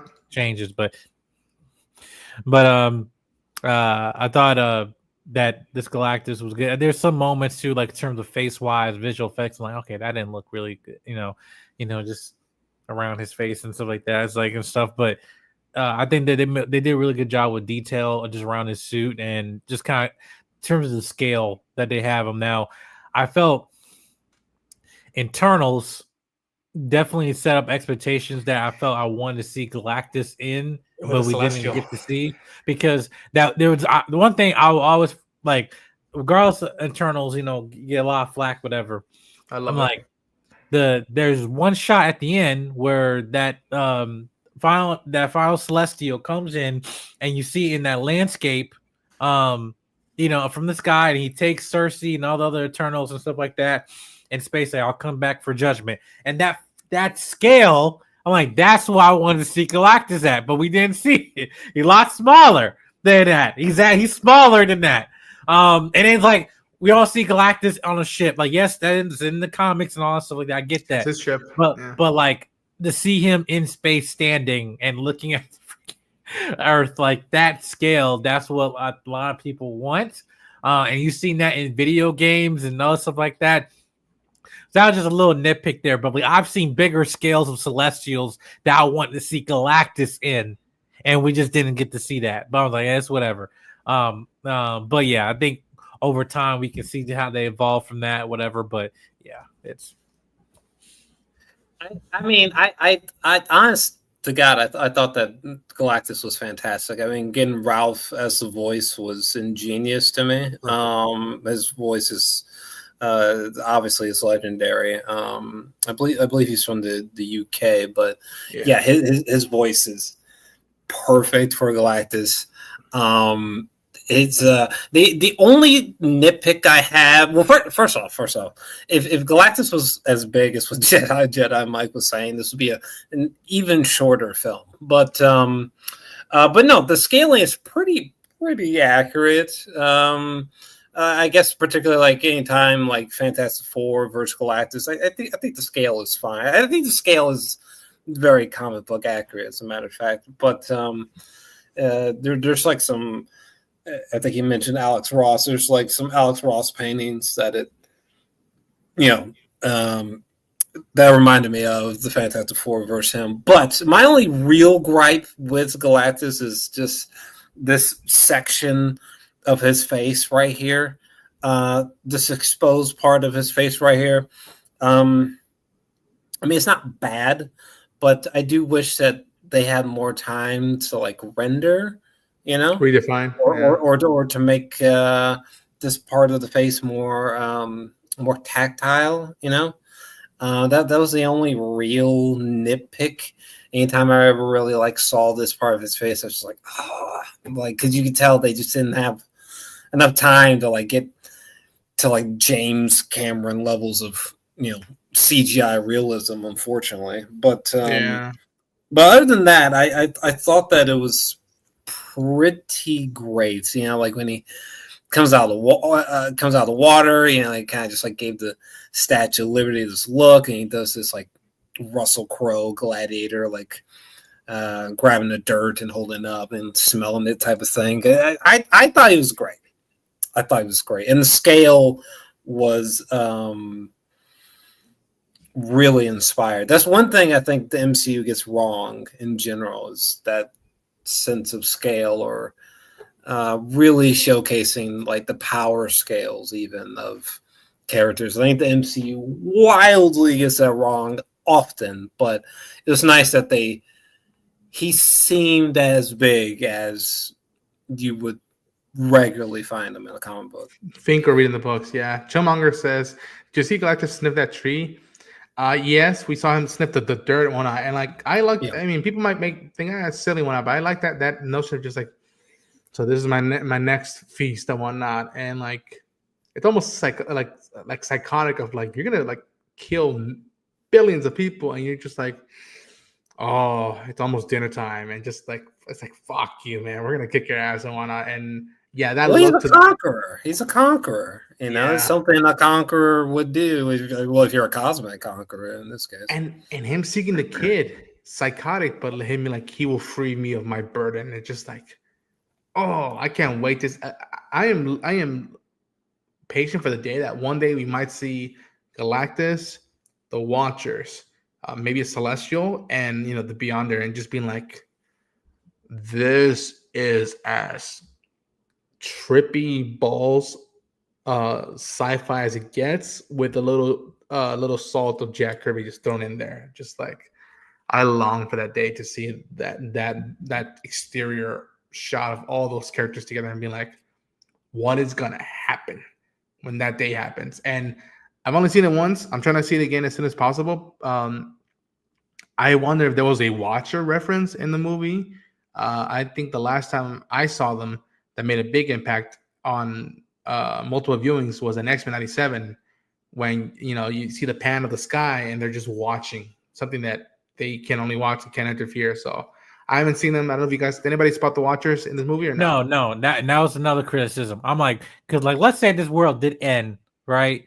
And just like to only have, and it also Galactus showed up. Not Galactus. The Watcher did show up in the comic that this film was based off of. So it's like, but this world not giving world ending event, whatever. Now, what it could have been cool was that the planet that they did get to, that they did watch get destroyed, and you see the Watcher there in the back, but they don't address it.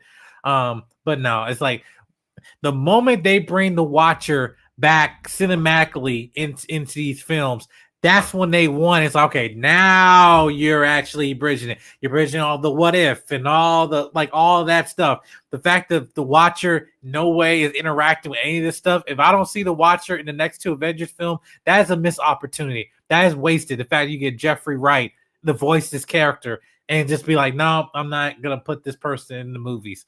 You don't have to make him a focal point character, but just an entity, a presence that's there.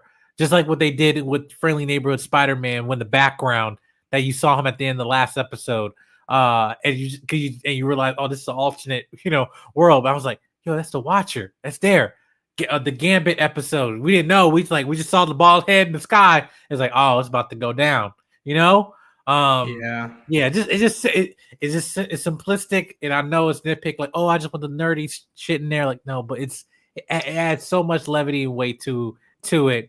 That, I mean, for people that know, that's like, oh man, that's the icing on cake. Do it in a way where if you don't notice it the first series. time, that's fine. But if you do notice it, then good eye on you, and that's just a subtle layer to it. And can I also say that, like, post Endgame, I was sort of hoping, let's just stay away from world-ending events. Let's just focus on you got to save a building, you got to save a city, you got to save a block, you got to save one person and whatnot. And although there's Galactus that devour the worlds and whatnot, I know that there is that element to it here.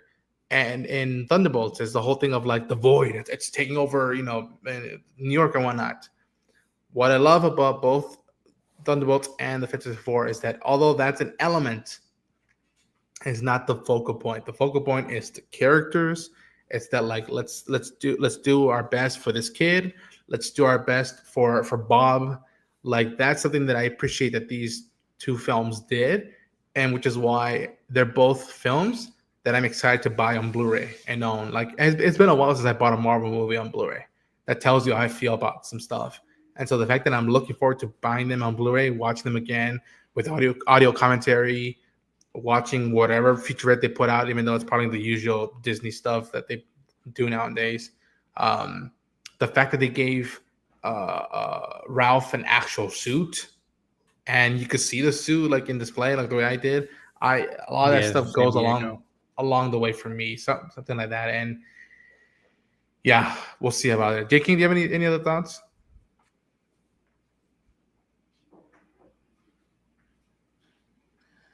Well, I'll just say in terms, first off, just talking about scale before I actually talk about Galactus. Yeah, I think that it has been a problem. It's just a lot of people's have, from like, say, that one ending cutscene in Ultimate Alliance or in other shit, you just expect you expect Galactus to hold Earth in his hands and to literally like jump. But no, like it's always been weird in terms of the scales of how other people have seen it. But besides that point, Galactus, I personally feel like in this film, like, thank God, like we came a long way from 2007 with that fucking space cloud. I am just saying, we came a long way, because now we have a proper Devourer of Worlds. Not only does Ralph Ipsen match the voice that you want to hear out of Galactus, like as he said himself, he researched natural disasters for Galactus, because that is 100% what Galactus is a natural disaster, which is why, like, when a lot of people are like, oh, they nerfed Galactus, no, there is no proper way to, like, unless they were going to introduce the ultimate nullifier, there is no proper way to properly beat Galactus without somehow finding a way to kill him, which is not impossible, but still takes a lot of feats to do so. So I knew the only way to stop Galactus would be to just push him elsewhere, so that way we can have him in the future for future Fantastic Four and Avengers movies.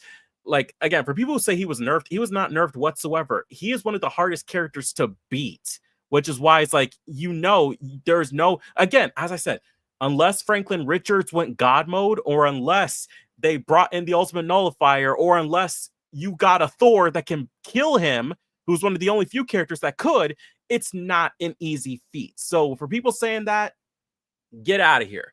But in terms of Ralph and his performance, I loved it, because it was exactly the amount of Galactus that we needed to see why he is such a pivotal threat, not just to the Fantastic Four, but to all of Marvel.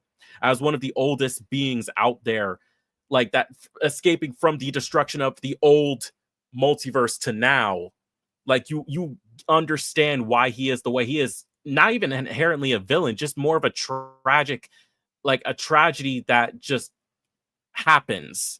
That's the best way I could describe it. It's a tragedy that just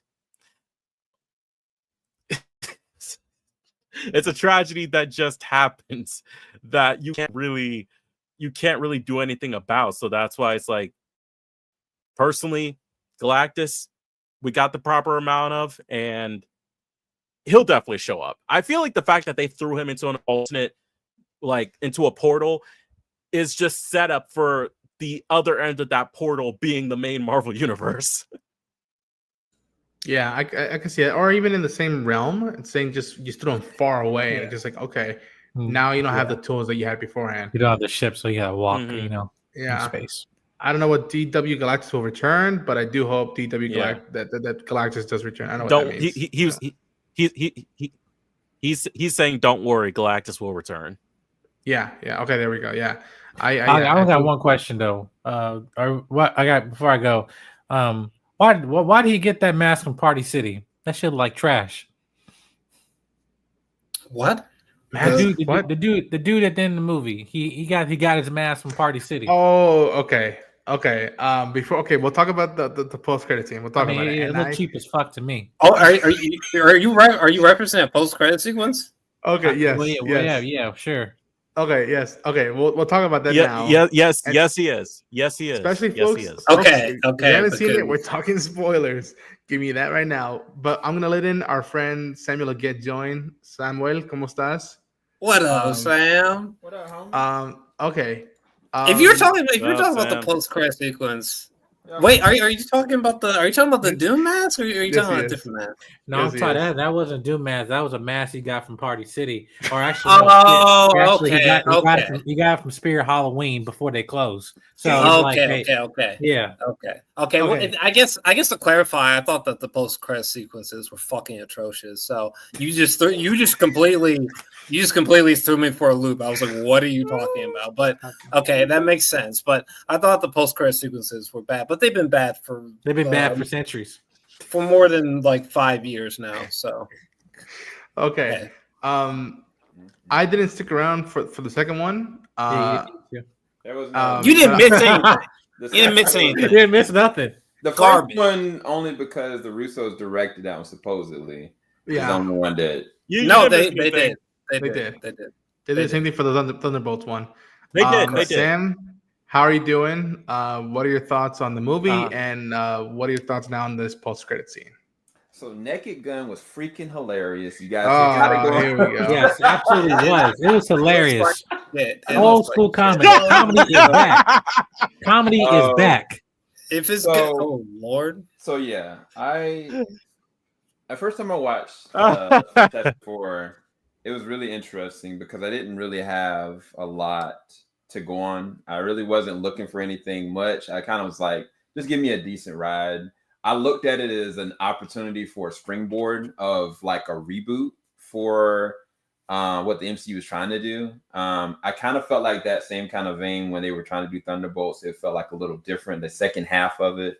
But I just didn't really know what to expect. And then when I finally did watch Fantastic Four, I was like, gosh, dog, this looks beautiful. The score is freaking amazing. Like, I'm actually thrown off by the fact that this is the first MCU movie since probably the first Captain America where the actual civilians are involved in their perception of the heroes. Like, the actual people that are interacting with the Fantastic Four are people that are either scared, cheering for them. Like, it felt like the world felt different. And I think that was one of the things that kind of caught me off guard. I just didn't expect it. And so by the time, you realize, oh, they ain't stupid either. Like, they're actual scientists. And I mean, I'm a Bear fan, you know what I'm saying? I mean, my man Ebon was over there cooking literally with a robot. So I was enjoying the first half. And by the time they got to space, I was like, yo, this feels like Star Trek.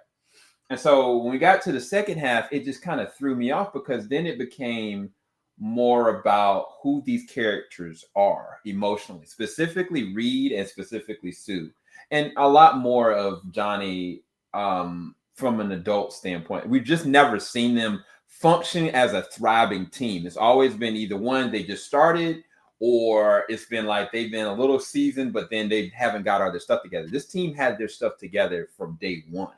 And so I just really didn't know what to expect, but that second half kind of threw me off.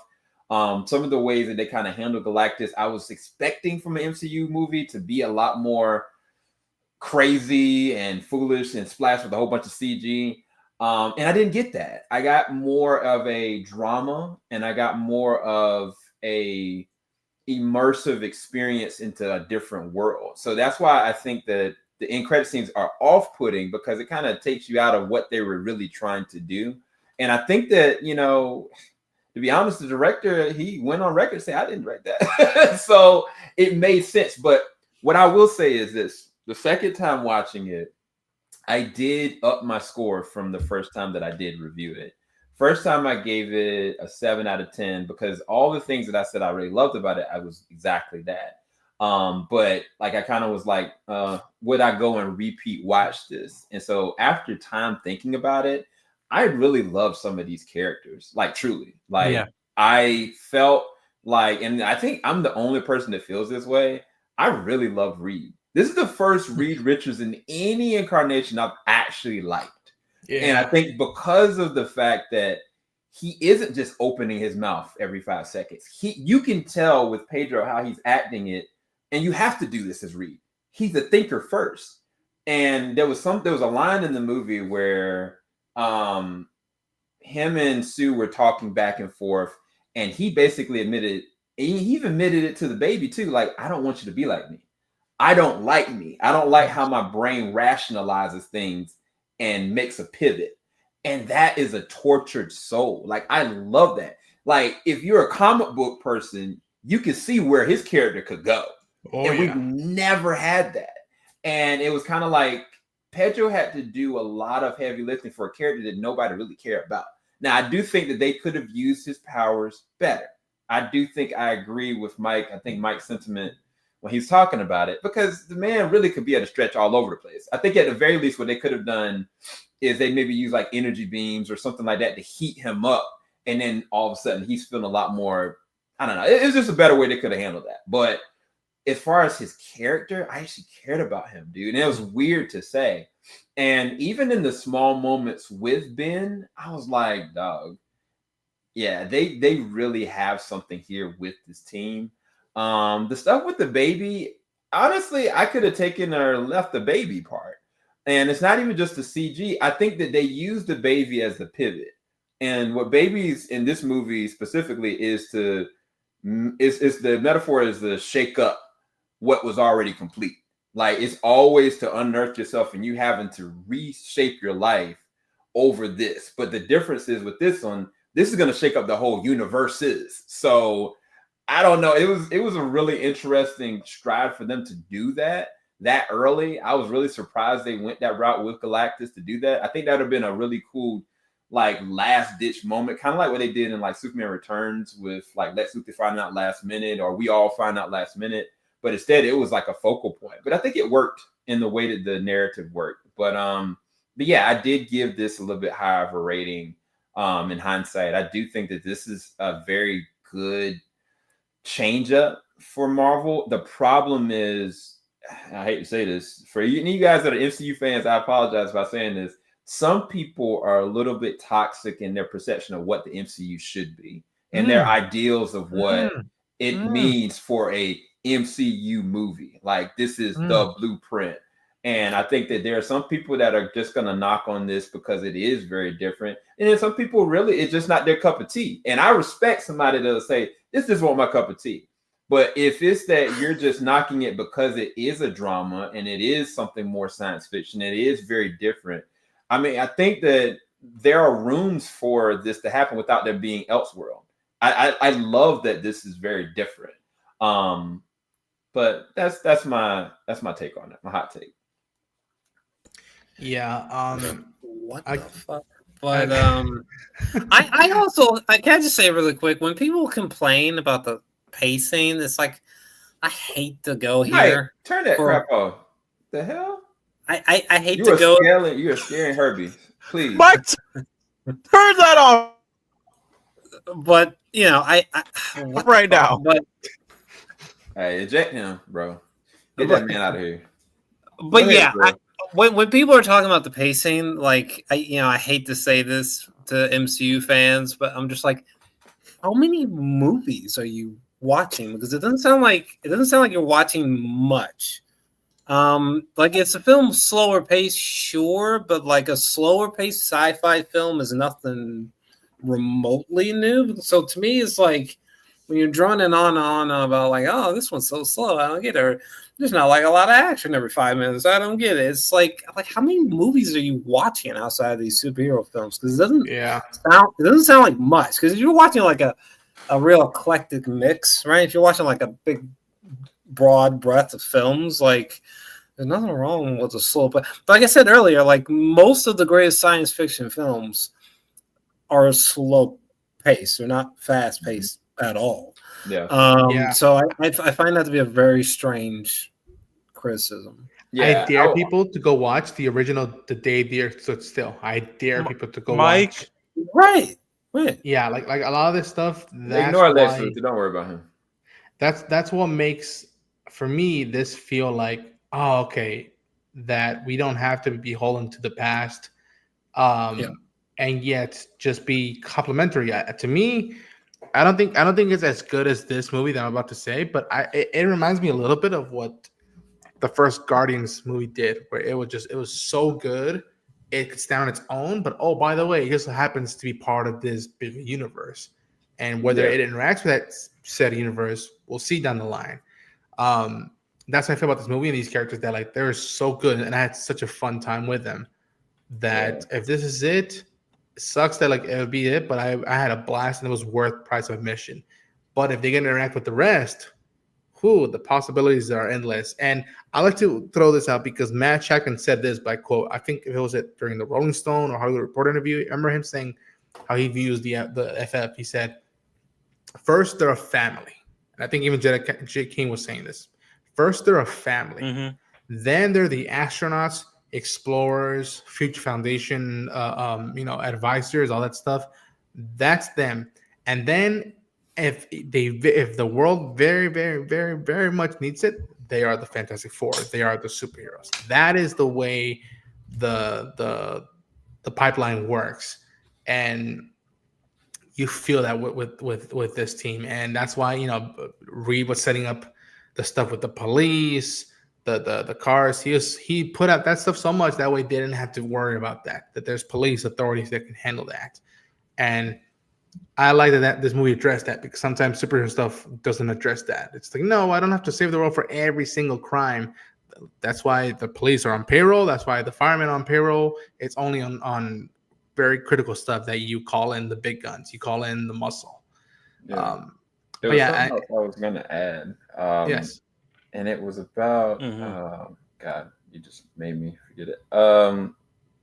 It had to do with how they handled something in the last act. God, I'm spacing on it. I lost it. Go ahead, Rona. Keep going. Well, I was gonna. I'm sorry. I was gonna lead into the post credit scene. If anybody wants to talk about it, I listen. I liked it. Having said that, Which one? that just Which one? the first one. I liked it. Oh, the I first liked one. it. Having said that, The first that one. is that is huge implications. That is a huge swing, and God help you for how you're gonna handle that, because people are already going, okay, does this mean Battle World and then the plans and then da-da-da-da-da. So I'm saying that I did get a little bit giddy, but I also knew that I instantly knew as soon as that shot happened with him holding it like this, that was gonna be memes and jokes about that. Like when Mike said what he said, hey, that was hilarious. It's funny as hell, but I'm like, yep, I expected someone was gonna say Party City spirit joke and whatnot. Bro, that scene was so bad. The first post credit sequence, right? Yeah. Yes. So bad to me. It was so bad. It was just like, what? Well, I mean, granted, like I said before, like the post credit sequences for the past like 5-6 years have been like a big nothing burger for me. But my God in heaven, like I just like, can you imagine someone just like waiting in a line for like hours to be like, I can't wait to see the film, but I really can't wait to see the post-credit sequences. I mean, it's like you just gave me nothing, bro. Nothing. My imagination, just imagining what they could have been, was better than what they gave us. And that this moment where he's before the Franklin baby, right? And he has the mask in like one hand or something like that. It's like, are you serious? Is this really just a result of like they didn't have enough money to just like have like, you know, RDJ just be like, you know, turn or something like that? Really, you really could not have showed his face, not even like a side profile. Really, it just wasn't in the budget. It's too much expensive. They already paid him $500,000 just to get him back for that at least two Marvel movies. No, see, listen, Marvel. And also they might be playing off of it, the fact that people might not know that it is Robert Downey Jr. That's the whole thing, which is ridiculous. I told my wife, "Is like, wait, who is that? Oh, that's Dr. Doom, but it's Robert Downey Jr." Like, but yes. But if it's Doom, why would you not want to give audiences that shot? Let's say that audiences just have no idea, right? Which may well be. Maybe they have no idea that RDJ is Doom, right? This would have been a fantastic moment for him to like turn his face and for a second. You teased him twice in the movie. You teased him twice. Yeah, and you have people gasp in the audience like, "Oh wow, I really didn't even know this was like a thing." Unlike chronically online people like me, you know, like I had no idea this was a thing. You know, this would have been a great moment, but instead, it just feels like this cheap. Just like you wanted me to sit through all these names for that. Yeah. I don't even remember what the last one was, which was it a commercial for a cartoon.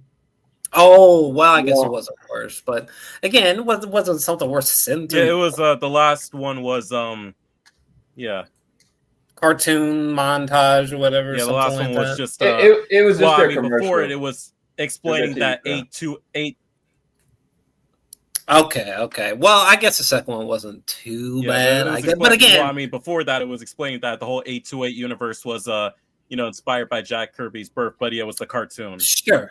Yeah. You know what's weird? The premiere of the movie was on last Monday.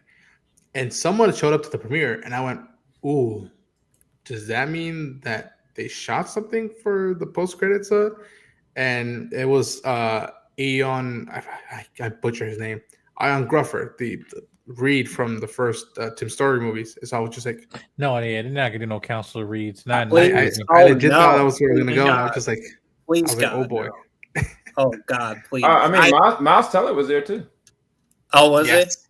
God, please don't do that. Please. They're gonna do it. They're gonna do it. You do Council of Kings, and then you cancel that dude. You gotta have to give us somebody. God, please. So I think it's weird that they didn't just show RDJ there. because it would have been perfect moving into Brand New Day. And the bigger thing is that when you think about the Marvels literally had Kelsey Grammer at the end of it, Beast. And it kind of goes with the trend of where they're going and leading down. And I guess it's kind of like, to what you said, like leading with the idea, it may not be, maybe their universe is a completely different actor. But I think it would have been more interesting if they would have just showed RDJ walking and the audience not being as cultured as we are, not knowing what the heck's going on. Like, why is Iron Man alive and why is he there? Even if he legit like walked next to the kid, picked the kid up, and his eyes are growing green or something like that, you know, it would have thrown the audience off. But it was a missed opportunity, in my opinion. I think it would have serviced Matt better if they would have left it off altogether, in my personal opinion. Just kept the complete ending. But this is what I was going to say before. When I got a chance to actually talk to Matt, who's really dope, I was complimenting him about the fact that this is the first time I felt like the MCU's really gone into space. Like when they went and took off in the rocket, this is the first time I felt like, yo, this feels like them going into the unknown. Like as much as Guardians of the Galaxy is cool and there's different things that you see, there's this fear that you have about being in space in the unknown. And I asked him, I was like, is that what your intent was? And he's like, yeah, this is what I was really going for. Like I wanted it to be grounded in the sense of that space is a dangerous place. You don't know what's going to go on. And it was kind of like, even when they went and found Galactus, and I was like, yo, they're not going to survive this. Like, they're not even like, they got pulled in with the tractor beam, and Reed was like, yo, let go of the controls. And I was like, this is so Star Trek. But I love the fact that they made space for the MCU a dangerous place, even with people that have cosmic ability. It makes them feel more heroic. It makes them feel more grounded and tangible to a world versus, oh, wow, you can just exist in the vacuum of space and not die. Like, I love that. I love that aspect of the film. Another aspect of the film that I really loved was the score. Boys, I've been telling you about the score since I was at Comic-Con last year. When I heard that piece, I was like, this feels like The Incredibles. This feels like Michael is on one. And I heard him recently say that he was worried that it's gonna feel too much like The Incredibles. And I think he found the right balance of like it does, but it's its own thing. Like how many times have you heard people going Fantastic Four over and over and over again these past few months? Just the hype for it. And so I think that this is another great addition to scores in the MCU and one of my favorites that Michael has done. Like, I mean, not even just the main FF one, but Galactus' score, like so like daunting, and just the echoes of the inevitable doom, and just was so good. I was lucky enough to bump into him, and I was just like, I bumped into him right before I saw the movie, and I was like, oh my gosh, Giacchino. He's like, thank you. And I'm like, I'm about to go see the movie. He's like, oh, and I'm like, am I gonna be? I asked him, am I gonna be happy? He's like, you're gonna be happy. You're gonna be happy. I'm like, okay, cool. Michael didn't lie to me. But yeah, what did you guys feel about the music? Because sometimes a lot of these scores, they sadly don't pop the way that like previous iterations does. Obviously, Silvestri's Avengers stuff always pops. I liked what I heard from the Thunderbolt score. That was cool to see. But the fact that this is Michael, God, how many? Let's see, Spider-Man, Doctor Strange, the Batman. I'm blanking on the superhero stuff, but like now he's done the FF. Like, how do you guys feel about the music and what Michael's contribution is with this film? The music is it's pretty wonderful. I really, to be blunt, most of the scores from the MCU are forgettable in my opinion. The only scores that even stand out off the top of my head is this film, Thunderbolts, Infinity War, and like if we're just talking score, I almost would have to like strain my brain to think of like what else. Like most scores are pretty, like the Avengers like theme song is pretty fantastic actually. But yeah, most MCU scores are really forgettable, kind of just come and go. So it was really nice that Michael made a score that I think is head and shoulders above most. Again, this Thunderbolts, Infinity War. I think that's kind of it for me in terms of like the best scores from the universe. I like the Guardians one for the first movie. Tyler Bates like music with that one. I really The like. score? Yeah. Bum, bum, bum, ba-da-da, bum, See, bum, bum, even in that, like that's hard because like James Gunn, he has the like soundtrack. he has like a Tarantino-esque ear for soundtracks. Like his soundtracks are fantastic. And I just think that unfortunately, I think that like the Guardians soundtracks Black Panther are way better than. Oh, thank you. Are way better than the scores. Fuck, was it? But yeah, Wakanda Forever. That's what it was. That was the other one. Totally forgot about that one. Oscar winner. Easy. Yeah. Very easy to forget about these fucking 40 films, whatever the hell. 37. 37. But yeah, Wakanda Forever. Thank you. The score for that is another one that stands out from Ludwig Göransson. Really, really good, inspired stuff. But outside of that, very painfully forgettable, unfortunately. Okay. I know Mike has to leave us, unfortunately. Mike, any last thoughts? And please plug yourself. Tell where people can find you.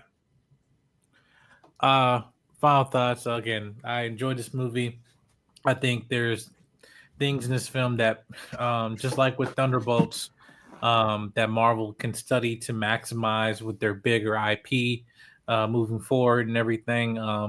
And this in terms of going back to the root of comics and everything, this is a good start to see what we can head towards too. Now, again, at this point now, there is no more catching up. There's no more build up for anticipation.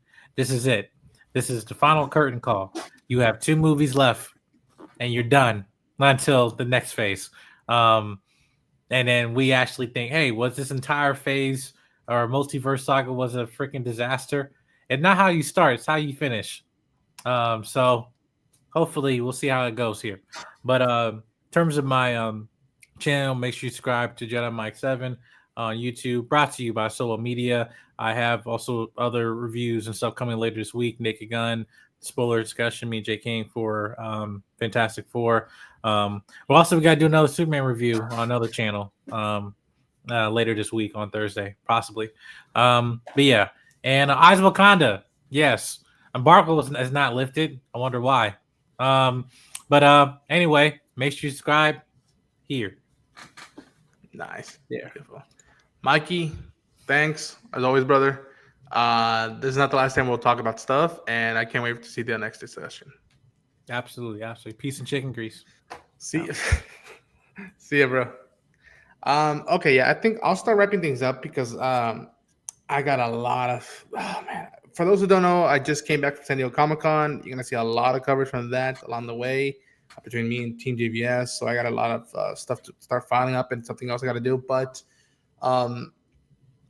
I think that the last thing I want to say about this film is that it does break my heart a little bit that I wish Jack and Stan were here to watch this. I wish they were here to watch it. Not only them, but also their wives, because people don't always forget that their wives had a huge impact on them and their work. And Ross, Joan, the way they pushed both Jack and Stan, Joan being the one to be like, tell Stan, like, fuck it.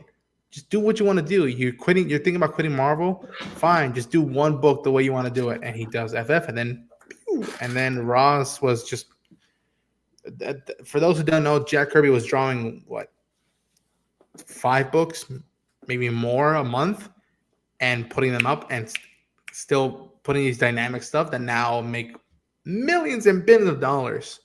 And I haven't seen it yet fully, but I know that there was a little shout out to Jack Kirby at the end with a little speech. And for those who don't know, I mean, The Thing is very much Jack Kirby. Like, there's the reason why they put him in Yancey Street, the reason why Ben is Jewish. I think one of his daughters is named Susan. I think his dad or his uncle was named Ben. So the Kirby's blood and sweat and tears were felt in this, and I just want to just give them a shout out because they really like did a whole lot. And I know Matt Shakman cares about them as much as they do, and yeah, it was nice to see them felt throughout this whole film and whatnot. But yeah, I'm gonna be closing out that I really enjoy this film. I'm debating still whether I prefer Thunderbolts over this one or not, just because Thunderbolts was doing something completely different and something that I never thought they would do. But I care about this team. I care about these actors and their characters, and I'm hoping they're handled with care in the next adventure they go on. And I'm very interested to see what this means for the franchise itself. I wonder if kids might be inspired to do more science. I remember as a kid, that was a big thing for me of like trying to do science and whatnot. I hope that this brings in new, fresh blood and air to the MCU, which I think it does, but there's still a lot of work to be done of where we're going forward in the future in the stars in space. But yeah, muchachos, thank you so much for taking the time out of your day, your night to talk geeky stuff with me. Let's go around the block. Any final thoughts? And shout out your channel, anything you're working on, so people know. Let's start with J King first.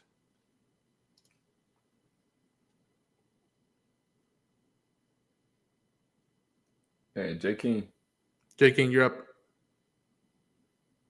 I think there's a delay with him. Oh no. Okay, let's. Yeah.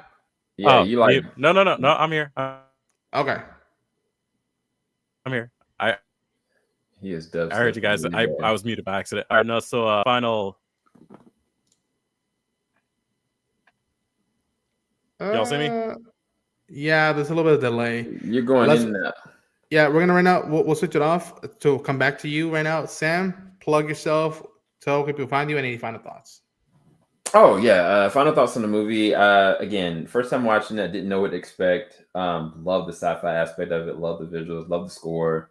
Tag on some different scores. Brian Tyler's, I think, what his contribution to Avengers: Age of Ultron was really good. I actually liked his Thor: The Dark World soundtrack. It's actually really dope. But this score is probably in the top 5 or top 3. Because to Jarrell's point, the Guardians has a great soundtrack, but not as good a score as this. So it's a really great score. I think I just love the characters on their own. Like if I took any of these characters and put them in any MCU movie, I'd want to see them again. And that's an accomplishment. And I think that the sacrifice of it, yes, it's not as action-packed as you would think. It is a slow burn. It moves quick, but it's also a little slow burn. So that's going to be off-putting to some people, which is fine. That's your perspective. But I think that there is enough here for people to actually really do enjoy it. And I think this is a good movie. My rating was, I think now it's a 7.5 out of 10. It's a lot better. And again, with time, it may be an 8. But this is not a bad movie by any stretch of the imagination. But if you do feel that way, that you're entitled to that opinion. We are debating going and doing a Fantastic Four hybrid Superman spoiler discussion with superheroes. So all the people that are here, they're invited to that discussion. I think we're going to try to schedule it sometime maybe this Thursday. It's going to be a really interesting discussion talking about superhero themes as a whole, and what it actually means for this era now. We have a lot of coverage coming from San Diego Comic-Con. Some of us are going to go to Toronto International Film Festival.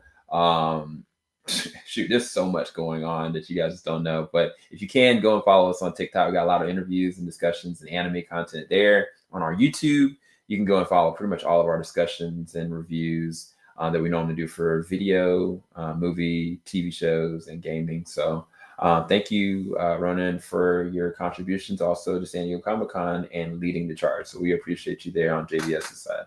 And thanks for having me. Right on. Jor-El? So I like intensely loved this film. It's been funny. I mean, I think it's fair to say that, like, substantially speaking, most people enjoyed the film than not. But it has been very funny to see people, seeing some fans on social media, like almost like struggling with this film. I'm like, what are you talking about? Anyway, I intensely love this film. It's a 9 out of 10 for me. If you love the Fantastic Four like me, or if you love science fiction, I almost don't really understand what you're talking about if you're struggling with this film. I thought it was really good. Though it was slower paced, its focus was squarely on these characters. This was a big misstep that I think James Gunn made with his Superman, where it's like, okay, Superman's the main character, but you can tell that James was very distracted by other DC Universe aspects, whereas that was not a thing here. It's the Fantastic Four, it's Galactus, Silver Surfer. That's it, bud. That's our focus. And I think that's why this film works.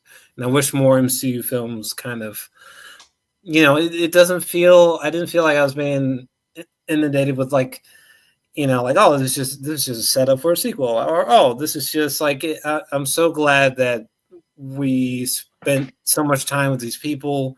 I found them to be very lovable, love the personalities, and honestly, it's one of the very, very few times I've ever felt like, wow, this reminds me of reading Marvel comics. It's not perfect, but it reminds me of Marvel, if that makes any kind of sense. But yeah, 9 out of 10, really loved it. I'm at Jor-El's Alexandria. It's how it is on the screen. That's like my main hub. It's a YouTube channel. That's where you can find all my coverage on film and stuff. But yeah, I shockingly love this film. To be honest with you, they did so well. I'm very worried about what's coming next. Sad. Right on. And then we'll add J King. J King. Am I still choppy, or can y'all hear me? We can hear you right now. Yeah. Go ahead. Go ahead, man. Okay. So yeah, final thoughts. Yes, the final thoughts. I really, really enjoyed this freaking movie a lot. As many of us have said on here, like, it just feels a lot different, but it feels like it is paying respect to the creators of these classic four characters in such a way that it feels earnest, it feels special, and it feels like something we have been wanting for a while. And yes, there's going to be a lot of discourse. I've already seen the back and forth of people thinking this is mid to people thinking that this is fantastic. Not even trying to pun there, but still that people think this is amazing. Look, the fact that we have a film like this out, it's just something that will always remain special to me, especially with these characters. And I think the thing, just leaving it on this, the fact that they paid so much respect to Jack Kirby in here and his legacy, that the fact that one of the big things I can remember at the end of this movie is that final quote saying, no matter what kind of characters you create or assume, a little of yourself remain there. That's remain with me when it comes to this film. So yeah, loved it. I can't wait to see these guys in Doomsday and Secret Wars and whatever else the future holds for them. But yeah. Beautiful. Folks, stay tuned with stuff from the channel. There's a lot coming out this week and in the coming months. There's shows, reactions, and reviews. There's manga reviews. There's stuff that I can't even talk to you about yet because it's deep in the pipeline. But stay tuned. It is ever growing, and there's plenty of space for anybody to join and hang out with us here and just geek out about our stuff in a proper, respectful, constructive way. And yeah, hopefully this is not the last time we talk about the FF, and I'm very curious to see where we go next. So until then, take care, everybody, and have a